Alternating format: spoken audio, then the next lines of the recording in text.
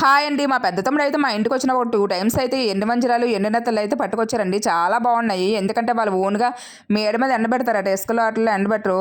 ఇంక ఇసుక కూడా ఎక్కువ ఉండదు. శుభ్రంగా కడిగేసుకొని వండుకుంటే మాత్రం సూపర్ టేస్ట్ ఉంటాయండి. బీచ్‌లో ఎండబెట్టిన దాని మీద ఈళ్ళు మేడ మీద ఎండబెడతారట. చాలా బాగుంటాయి.